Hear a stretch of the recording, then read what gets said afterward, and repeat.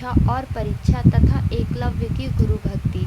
वैशंपायन जी कहते हैं, जन्मेजय द्रोणाचार्य भीष्म पितामह से सम्मानित होकर हस्तिनापुर में रहने लगे। भीष्म ने उन्हें धन अन्न से भरा एक सुंदर भवन रहने के लिए दिया। वे धृतराष्ट्र और पांडु के पुत्रों को शिष्य रूप में स्वीकार करके धनुर्वेद की विधि पूर्वक शिक्षा देने लगे।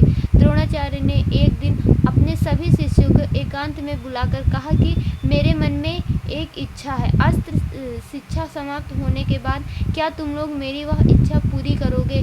सभी राजकुमार चुप रह गए। अर्जुन ने बड़े उत्साह से आश्चर्य की इच्छा पूर्ण करने की प्रतिज्ञा की। द्रोणाचार्य बहुत प्रसन्न हुए। उन्होंने अर्जुन को हृदय से लगाया। उनकी आंखों में आनंद के आंसू छलक आए। द्रोणाचार्य अपने शिष्यों को तरह तरह के दिव्य और अलौकिक अस्त्रों की शिक्षा देने लगे। उस समय उनके शिष्यों में यदुवंशी तथा दूसरे देश के राजकुमार भी थे। सूतपुत्र के नाम से प्रसिद्ध कर्ण भी वही शिक्षा पा रहे थे।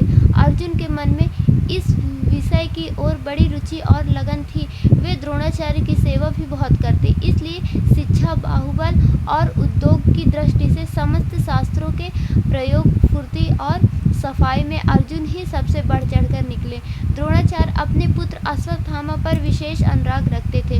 उन्होंने शिष्यों को पानी लाने के लिए जो बर्तन दिए थे उसमें औरों के तो देर से भरते, लेकिन अश्वत्थामा का सबसे पहले ही भर जाता।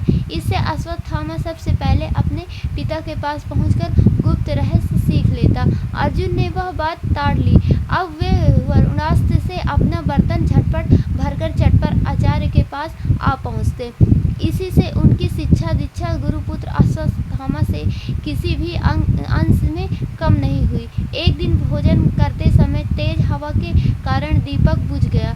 अंधकार में ही हाथ को बिना भटके मुंह के पास जाते देखकर अर्जुन ने समझ लिया कि निशाना लगाने के लिए प्रकाश की आवश्यकता नहीं, केवल अभ्यास की है। वे अब अंधेरे में बाण चलाने का अभ्यास करने लगे।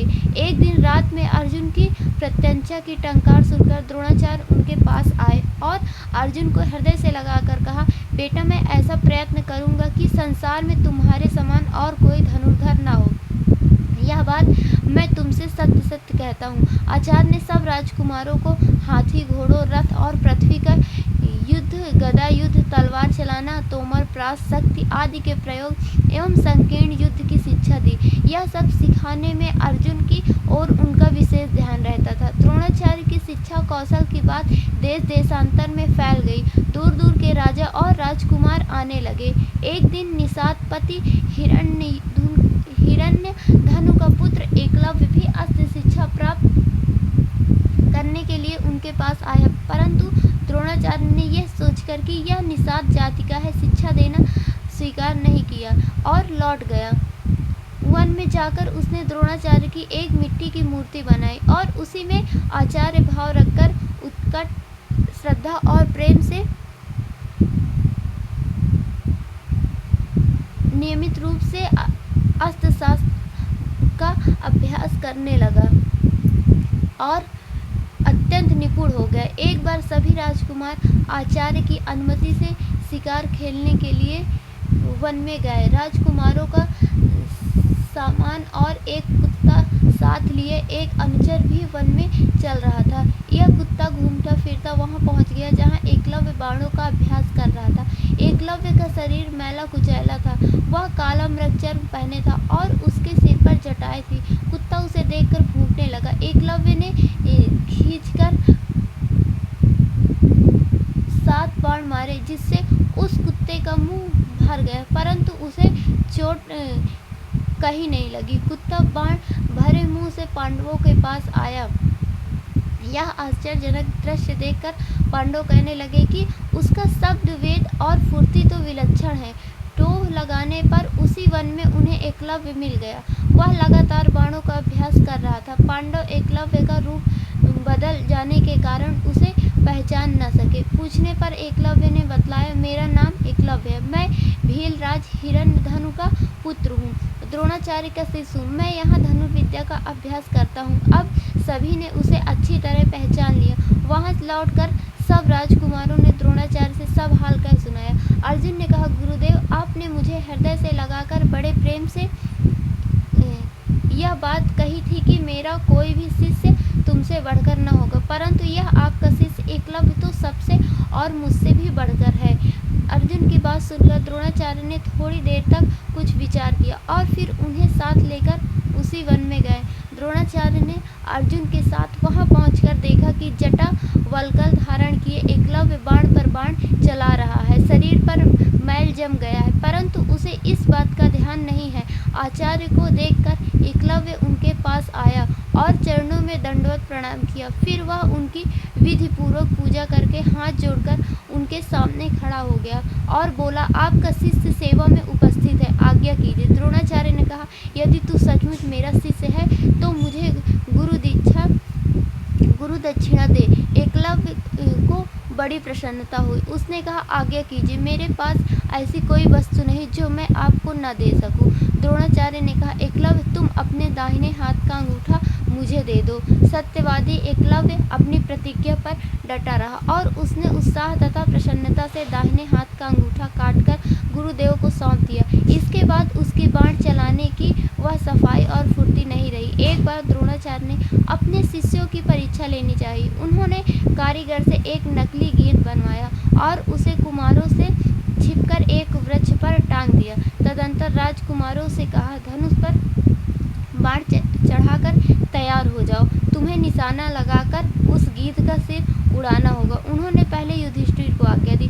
पूछा कि युधिष्ठिर, क्या तुम इस वृक्ष पर बैठे गीध को देख रहे हो?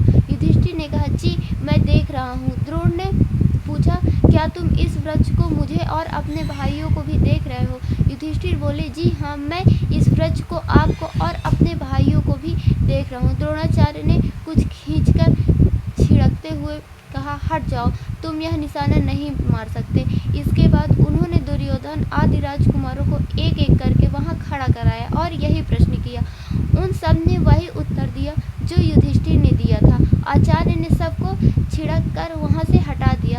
अंत में अर्जुन को बुलाया। उन्होंने कहा, देखो, निशाने की ओर चूकना मत, धनुष चढ़ाकर मेरी आज्ञा की बाट जो। क्षण भर ठहर कर आचार्य ने पूछा, क्या तुम इस वृक्ष को, गीध को और मुझे देख रहे हो? अर्जुन ने कहा, भगवान, मैं गीध के अतिरिक्त और कुछ नहीं देख रहा हूँ।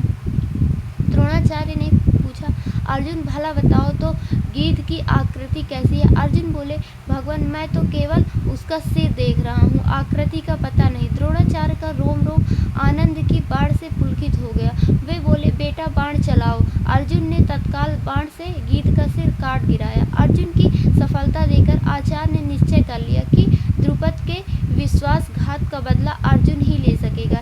एक दिन गंगा स्नान करते समय मगर ने द्रोणाचार्य की जांघ पकड़ ली।